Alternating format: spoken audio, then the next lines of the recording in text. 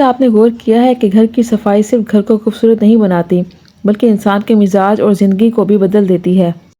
ایک صاف ستھرا کچن صرف کھانا بنانے کی جگہ نہیں ہوتا بلکہ وہ پورے گھر کی برکت اور سکون کی بنیاد ہوتا ہے، لیکن اکثر خواتین گھر کے کاموں میں اتنی مصروف ہو جاتی ہیں کہ صفائی کو بوجھ سمجھنے لگتی ہیں۔ آج کے ولاگ میں آپ کو دکھاؤں گی روزمرہ کے کام کرتے ہوئے کس طرح ہم اپنے گھر کو منظم، صاف اور پرسکون بنا سکتے ہیں۔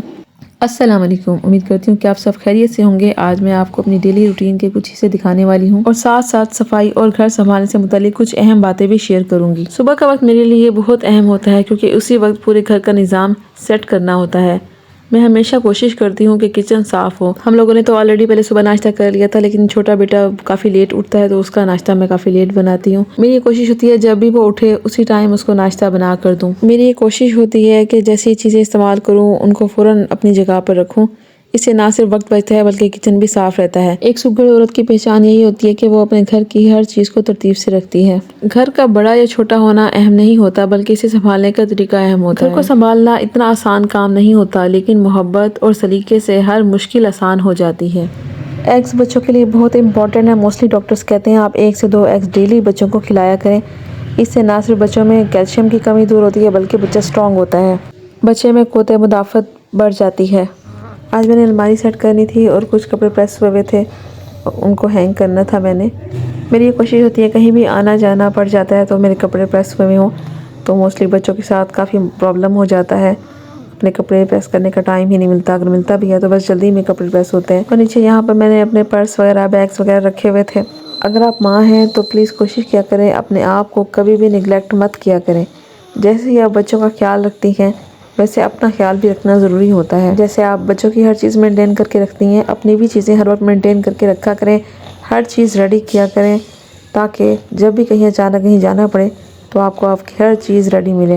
آپ کے ڈریسز، آپ کے جوتے، آپ کی جولری، یہ سب چیزیں آپ کی فنگر ٹپس پہ ہونی چاہیے۔ کہیں جانا پڑے تو آپ کو یہ سب چیزیں ڈھونڈنی نہ پڑے کیونکہ ان کو ڈھونڈنے میں بھی بہت ٹائم لگ جاتا ہے۔ اگر ہم یہ سب چیزیں کر کے رکھ لیں تو اس سے ٹائم کی بھی کافی بچت ہو جاتی ہے اور ہماری تیاری میں بھی آسانی ہو جاتی ہے اور کوئی برڈن یا کوئی پریشانی بھی نہیں ہوتی۔ کبھی کبھی زندگی میں انسان اتنا مصروف ہو جاتا ہے کہ وہ خود کو ہی بھول جاتا ہے، خاص طور پر ایک عورت، وہ جو صبح آنکھ کھلنے سے پہلے ہی ذمہ داریوں کے بارے میں سوچنا شروع کر دیتی ہے اور رات کو سب کے سونے کے بعد اسے اگلے دن کی بھی فکر ہوتی ہے۔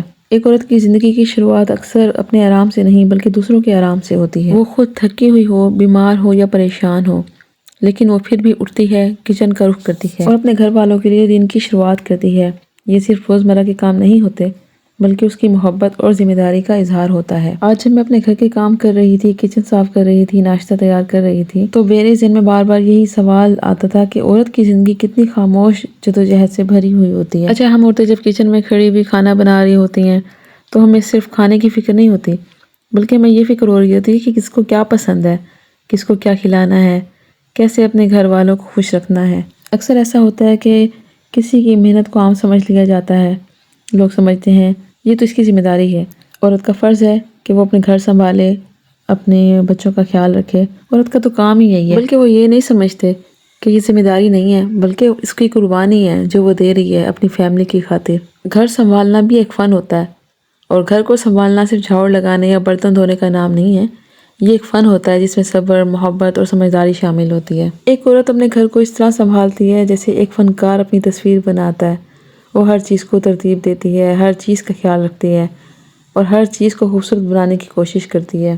آج میں نے سوچا کہ میں آپ کو اپنی الماریوں کا وزٹ کرواتی ہوں کہ میری الماریوں میں کیا کچھ ہے۔ یہ تو تھی میری الماری، اس میں کپڑے وغیرہ تھے اور بیگز وغیرہ تھے۔ باقی آ جاتی ہے باکسز والی الماری، یعنی کہ جس میں شیلفز وغیرہ بنے ہوئے ہوتے ہیں۔ اچھا، یہ والی الماری بھی 3 پارٹس میں ڈیوائیڈ ہوئی ہے۔ ایک اس کا پارٹ جو اوپر والا ہے یہ میری بیٹی کا ہے، اس نے اپنا سیٹ اپ بنایا ہوا ہے، اپنی چیزیں یہیں پہ رکھتی ہے، یہیں سے اٹھاتی ہے۔ جیسا کہ آپ کو نظر آ رہا ہے میں نے اس کی ان چیزوں کا تھوڑا بہت آپ کو ریویو بھی دیا تھا، بتایا تھا کہ اس کے باکسز میں کیا کیا چیزیں ہیں۔ میری بیٹی نے الماری کا یہ والا پارٹ اس لیے لیا ہے کیونکہ چھوٹا بیٹا ہے تو وہ اس کی چیزوں کو اٹھاتا رہتا ہے اور روز اس کی یہی کمپلین ہوتی ہے کہ ماما آپ میری الماری چینج کر دیں یا مجھے کچھ اور دے دیں، کوئی اور ڈرا دے دیں مجھے۔ پھر میں نے اس کو یہ اوپر والا پارٹ ہی دے دیا، میں نے کہا آپ اپنی جو ہے چیزیں یہیں پہ رکھا کرو۔ تو یہاں پر جو سیکنڈ باکس ہے اس میں اوون پڑا ہوا تھا۔ اچھا، یہ تیسرا پارٹ ہے، اس میں میں نے اپنی ہیئر ایسیسریز رکھی ہوئی ہیں اور کچھ ایکسٹرا سامان وغیرہ وہ رکھا ہوا ہے، اور یہ بیگ ہے، اس میں ساری میری جولری ہے۔ اچھا، مجھے کمنٹ کر کے ضرور بتائیے گا کہ آپ کو میری الماری کا وزٹ کس طرح سے لگا، کیا چیز آپ کو اچھی لگی، کیا چیز نہیں لگی۔ ہم جیسے مڈل کلاس لوگوں کے گھر میں تو سب چیزیں ایسے ہی ہوتی ہیں، آپ جانتے ہی ہوں گے۔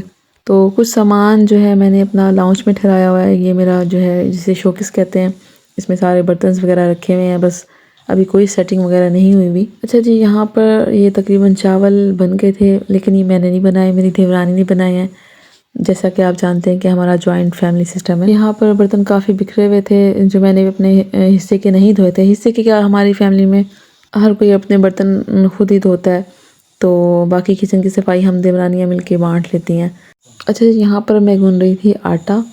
تو آٹا جو ہے ہمیشہ کہتے ہیں نا بسم اللہ پڑھ کے گوندنا چاہیے، کیونکہ اس میں برکت ہوتی ہے۔ ہمارے اکثر بڑے کہتے ہیں کہ جب بھی آپ آٹا گوندیں اور خاص طور پہ جو خیالات آپ کے دماغ میں ہوتے ہیں، کسی کے بارے میں نیگیٹیوٹی ہوتی ہے یا کسی کے بارے میں آپ اچھا سوچ رہے ہوتے ہیں، تو اس کے اثرات جو ہے آٹا گوندتے ہوئے ضرور پڑتے ہیں۔ تو اس آٹے کی روٹی جو کھاتا ہے گھر کا فرد، یعنی کہ ہم اپنے بچوں کو کھلاتے ہیں، اپنے بہن بھائیوں کو کھلاتے ہیں، تو اس کے اثرات جو ہے نا ان کے مائنڈ پہ بھی ہوتے ہیں۔ کوشش کیا کریں جب بھی آپ آٹا گوندا کریں تو اچھا سوچا کریں، اللہ تعالیٰ کے نام کا ورد کرتی رہا کریں، اس سے رزق میں بھی برکت ہوتی ہے، اور جو یہ کھاتا ہے اس کے ذہن پہ بھی اچھے اثرات پڑتے ہیں۔ اور جب بھی آٹا گوندنا چاہیے تو سر پر دوپٹہ پہن کر سر کو کور کر کے پھر گوندنا چاہیے، تاکہ کوئی بال کوئی اس طرح کی چیز آٹے میں نہ جائے۔